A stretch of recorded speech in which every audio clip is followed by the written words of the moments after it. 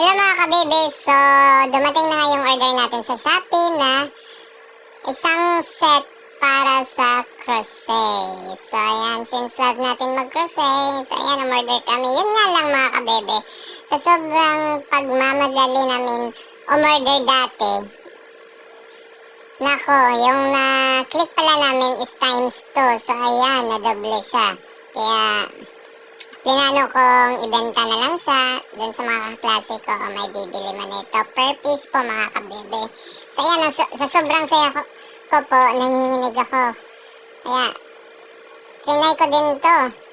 Kaya napasabi nga yung kapatid ko na hindi na daw siya bibilan ng phone kasi plano kong bilan siya ng phone. Pero nung nakita niya yung binili ko, sabi niya na gawa ko na lang daw siya na may papagawa siya na teddy bear. So yun na lang daw. Tapos cancel yung order namin sa kanya na phone. So yan yung mga kabebe.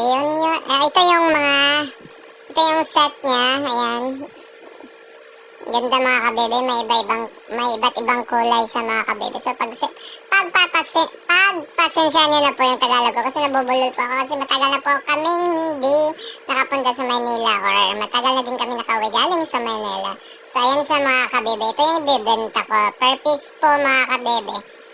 Para hindi po masayang. So mga kabebe, alam niyo ba na sa sobrang excited namin, napapost kami sa Reels ng